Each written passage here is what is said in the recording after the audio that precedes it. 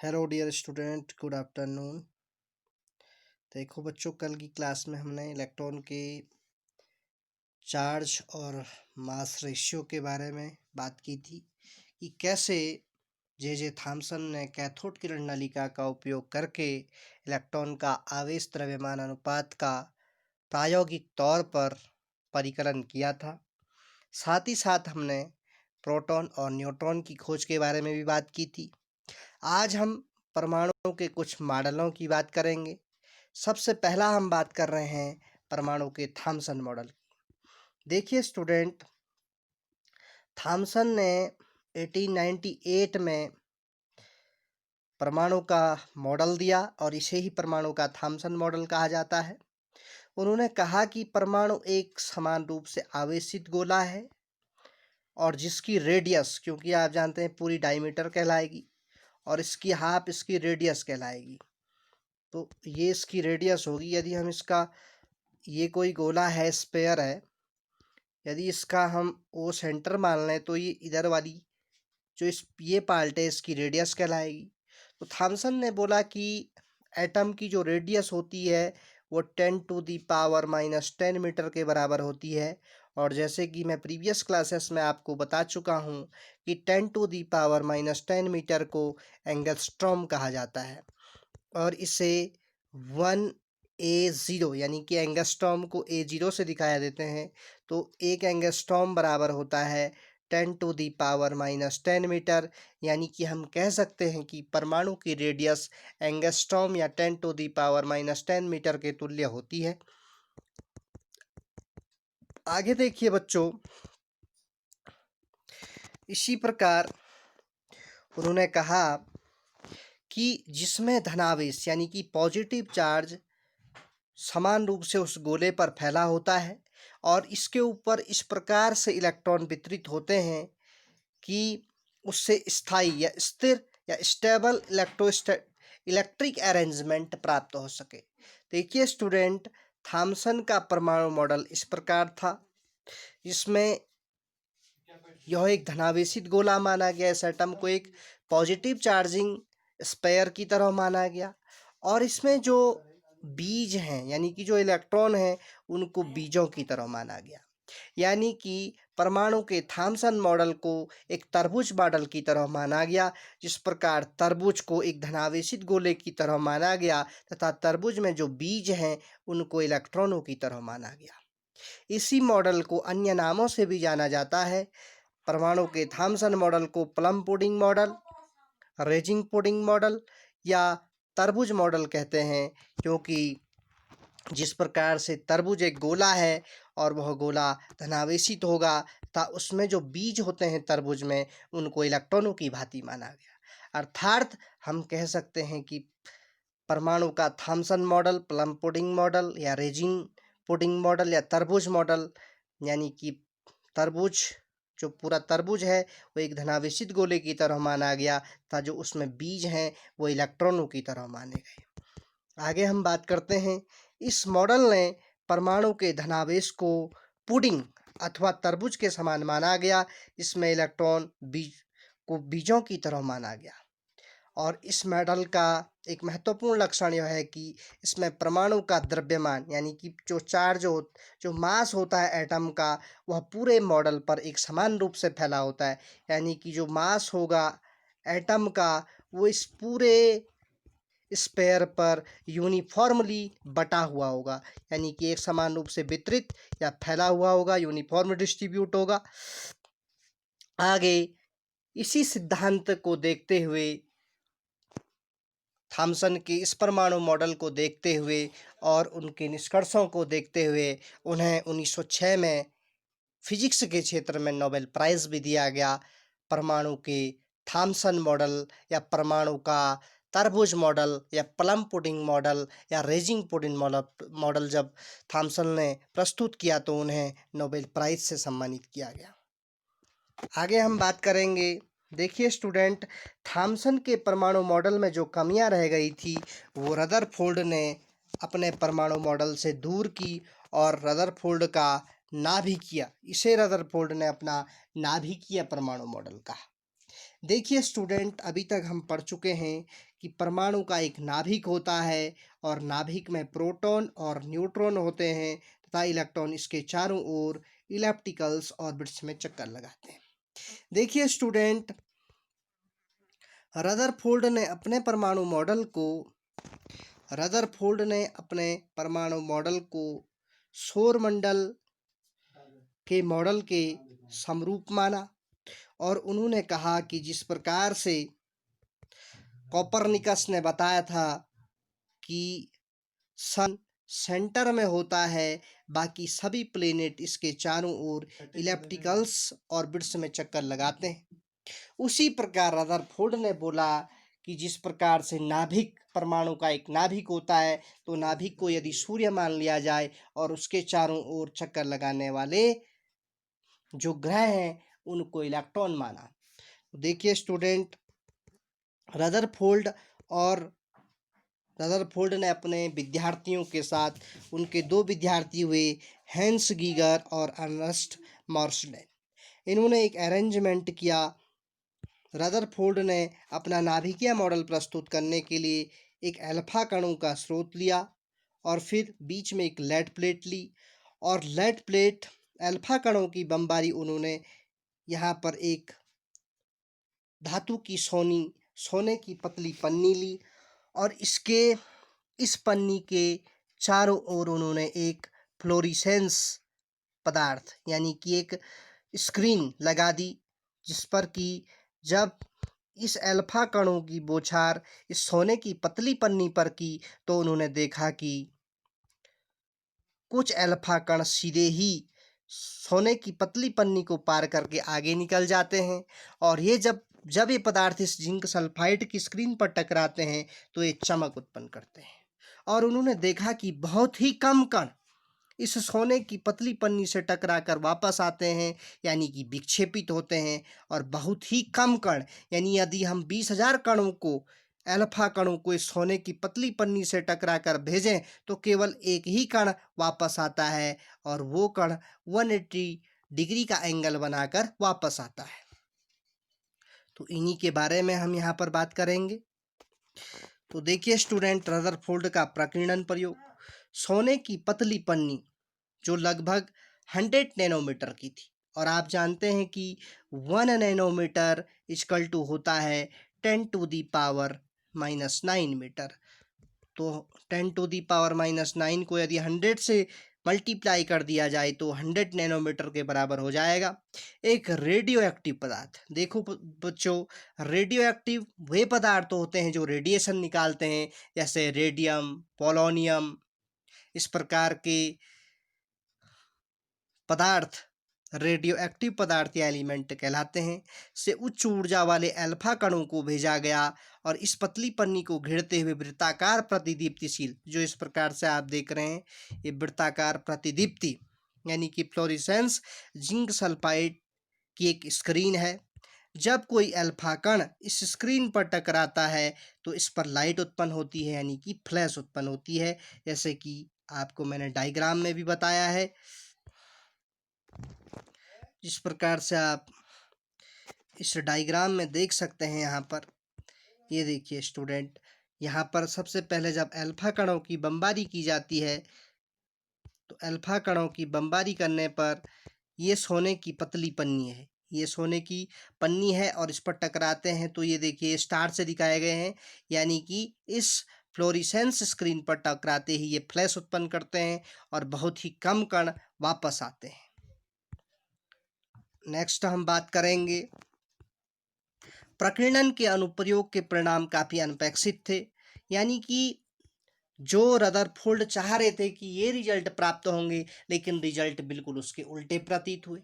उन्होंने देखा कि जब अल्फा कणों को इस सोने की पतली पन्नी से डाला गया तो ये सीधे आगे निकल गए और इस फ्लोरिसेंस स्क्रीन पर टकराकर ये फ्लैश उत्पन्न करने लगे, यानी कि बहुत ही कम कण इस पतली पन्नी से टकराकर वापस आए और बहुत ही कम कण 180 डिग्री के कोण पर विक्षेपित हुए।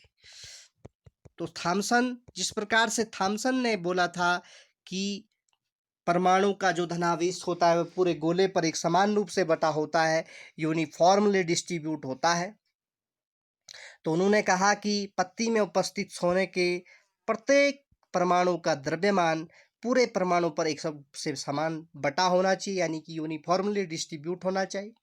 अल्फा कणों में ऊर्जा इतनी अधिक होती है कि वे द्रव्यमान के ऐसे समान वितरण को भी सीधे पार कर जाएंगे, यानी कि उस सोने की पतली पन्नी से भी सीधे पार होकर वो स्क्रीन से टकरा गए। उन्होंने अपेक्षा की थी कि पत्ती से टकराने के बाद कणों की गति धीमी हो जाएगी, लेकिन ऐसा नहीं हुआ। वो पतली पन्नी से टकराकर सीधे वापस चले गए। अब देखिए स्टूडेंट, यदि यूनिफॉर्मली मास डिस्ट्रीब्यूट होता तो कुछ अल्फा कण इस पतली पन्नी से टकराए बिना ही सीधे वापस चले गए, कुछ विक्षेपित हो गए। ऐसा नहीं होता। यदि इसमें यूनिफॉर्मली ये चार्ज बटा रहता तो सभी कण या तो टकराते या वापस आते, लेकिन ऐसा नहीं हुआ। आगे उन्होंने कुछ निष्कर्ष निकाले। उन्होंने देखा कि अधिकांश अल्फा कण सोने की पतली पन्नी से विक्षेपित हुए बिना निकल गए, जैसे आपने देखा, और उन्होंने स्क्रीन पर टकराकर एक फ्लैश उत्पन्न की। दूसरा, बहुत कम अल्फा कण छोटे कोण से विक्षेपित हुए, यानी कि बहुत कम डिग्री के एंगल से वापस आए, और बहुत ही थोड़े कण, यानी कि 20,000 कणों में से एक कण 180 डिग्री के एंगल से वापस आए। आगे हम बात करते हैं।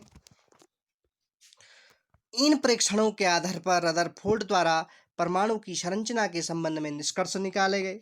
पहला, परमाणु के अंदर अधिकांश स्थान रिक्त होता है, क्योंकि अधिकांश अल्फा कण सोने की पतली पन्नी को पार कर जाते हैं।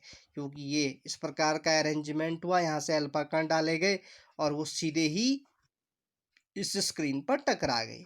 बहुत ही कम कण वापस आए, यानी कि यूनिफॉर्म मास नहीं बटा हुआ है, यानी कि इसके अंदर का जो भाग है वो कुछ एम्प्टी है। आगे उन्होंने देखा कि कुछ ही धनावेशित अल्फा कण विक्षेपित होते हैं। यह विक्षेपण अवश्य ही अत्यधिक प्रतिकर्षण बल के कारण होता है, यानी कि जब रिपल्सन होगा तभी कण वापस आएंगे। आगे उन्होंने देखा, इससे यह पता चलता है कि थॉमसन के विचार के विपरीत, जिस प्रकार से थॉमसन ने बोला था कि इस धनावेशित गोले पर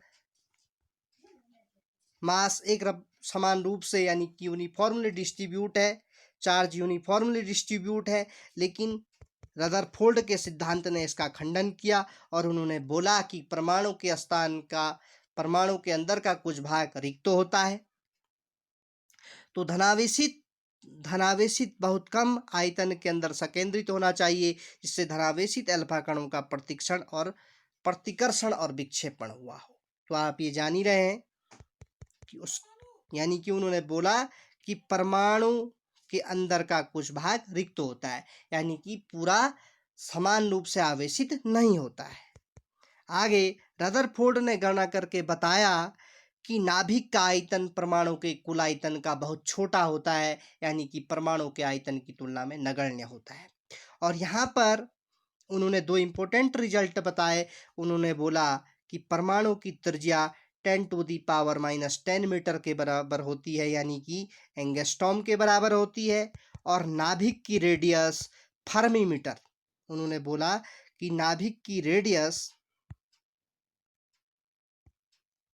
फर्मी मीटर के बराबर होती है, और 1 फर्मी मीटर इक्वल टू होता है 10⁻⁻15 मीटर। 10⁻⁻15 metre 1 Fermi metre. तो नाभिक की रेडियस फर्मी मीटर यानी कि 10⁻⁻15 के बराबर होती है, और एटम की रेडियस 10⁻⁻10 मीटर या एंगस्ट्रॉम के बराबर होती है। आगे उन्होंने जो सोने की पतली पन्नी का जो डायग्राम था उसको एक नया रूप दिया और उसका एक व्यवस्थात्मक चित्र इस प्रकार से बनाया। ये देखिए बच्चों, उन्होंने इस प्रकार से सोने की पतली पन्नी या अल्फा कणों को इस प्रकार से दिखाया। यहाँ से ये अल्फा कणों का पुंज दिखाया, यहाँ पर कोई बीम ऑफ अल्फा रेज या अल्फा पार्टिकल, और ये सोने की पतली पन्नी को इस प्रकार से एरो के साइन से दिखाया। और यहाँ पर उन्होंने ये कणों को, विक्षेपित कणों को इस प्रकार से दिखाया। तो जो कण इस प्रकार से दिखाए गए हैं बीच बीच में, वो तो सीधे आगे गुजरने को बता रहे हैं, लेकिन जो जिनमें रे पूरी नहीं बनी है वो विक्षेपित कणों को बता रहे हैं। यानी कि इस प्रकार से विक्षेपण हुआ, इस प्रकार से विक्षेपण हुआ, कुछ बहुत कम एंगल बनाकर वापस आए, कुछ इस प्रकार से 180 डिग्री को एंगल को बता रहे हैं, जो आधा ही चल रहे हैं आपस में। फिर उन्होंने अंत में कुछ निष्कर्ष निकाले और इन निष्कर्षों के आधार पर उन्होंने अपने मॉडल को परमाणु का नाभिकीय मॉडल कहा। इस मॉडल के अनुसार परमाणु का धनावेश यानी कि पॉजिटिव चार्ज तथा अधिक द्रव्यमान एक अति अल्प क्षेत्र में केंद्रित होता है। परमाणु के इस अति अल्प भाग को रदरफोर्ड ने नाभिक कहा। यानी कि इस पार्ट को उन्होंने नाभिक बोला। यानी कि उन्होंने बोला कि परमाणु में धनावेश पूरे एटम पर ना फैल कर केवल न्यूक्लियस में ही फैलता है, बाकी इसके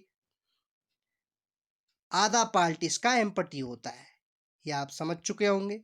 नेक्स्ट उन्होंने बोला कि नाभिक के चारों ओर इलेक्ट्रॉन दीर्घवृत्ताकार या इलिप्टिकल ऑर्बिट्स में चक्कर लगाते हैं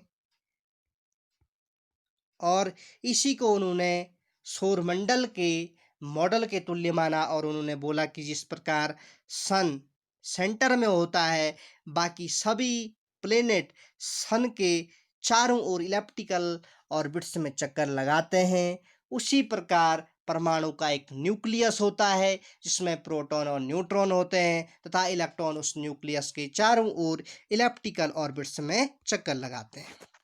नेक्स्ट, इलेक्ट्रॉन और नाभिक आपस में आकर्षण के स्थिर वैद्युत बलों द्वारा बंधे होते हैं, यानी कि एक इलेक्ट्रोस्टैटिक फोर्स द्वारा बंधे होते हैं। देखिए स्टूडेंट, इस कंसेप्ट को समझ लीजिए कि इलेक्ट्रोस्टैटिक्स फोर्स क्या होता है। देखो बच्चों, जिस प्रकार से दो मासेस के बीच लगने वाला फोर्स ग्रेविटेशनल फोर्स होता है, उसी प्रकार दो चार्जेज के बीच कार्य करने वाला फोर्स इलेक्ट्रोस्टैटिक फोर्स होता है। और उन्होंने बोला ये इलेक्ट्रोस्टैटिक फोर्स आपके कूलॉम ने दिया था। कूलॉम ने बोला कि किन्हीं दो चार्जेज के बीच कार्य करने वाला अट्रैक्शन और रिपल्सन फोर्स इन दोनों चार्जेज के प्रोडक्ट के डायरेक्टली प्रोपोर्शनल होता है तथा इनके बीच की रेडियस की, यानी यदि हम इसको इस प्रकार ले लें कि कोई पॉइंट ए है, कोई पॉइंट बी है, पॉइंट ए का चार्ज Q1, पॉइंट बी का चार्ज Q2 और इनके बीच की रेडियस यदि R है, तो उन्होंने बोला कि जो इनके बीच लगने वाला अट्रैक्शन और रिपल्सन फोर्स होगा वो Q1 Q2 upon R square, यानी कि इनकी बीच की रेडियस के इन्वर्सली प्रोपोर्शनल होगा। यदि हम इन दोनों इक्वेशन को सॉल्व करें तो हमें वैल्यू आती है F=1.4 pi epsilon 0 Q1 Q2 upon R square Newton, और इसी को बोलते हैं कूलॉम्स फोर्स, और यही कहलाता है इलेक्ट्रोस्टैटिक फोर्स। ये आप क्लास 12th में फिजिक्स में पढ़ेंगे। यदि फिर भी कोई प्रॉब्लम हो तो आप मुझसे शेयर कर सकते हैं। तो देखिए स्टूडेंट, आज हमने एटम के दो इम्पोर्टेंट मॉडल पर बात की। पहली तो हमने थॉमसन का परमाणु मॉडल पढ़ा, और थॉमसन का परमाणु मॉडल काफ़ी इंटरेस्टिंग था। उन्होंने अपने मॉडल को तरबूज के मॉडल के समतुल्य माना, और उन्होंने कहा कि जिस प्रकार से तरबूज एक धनावेशित गोला होता है, उसी प्रकार परमाणु भी एक धनावेशित गोला है। और जिस प्रकार परमाणु तरबूज में जो बीज होते हैं वो बीज इलेक्ट्रॉनों की भांति व्यवहार करते हैं। और उन्होंने ये भी बात की कि परमाणु का जो चार्ज है वो उस पर यूनिफॉर्मली डिस्ट्रीब्यूट होता है।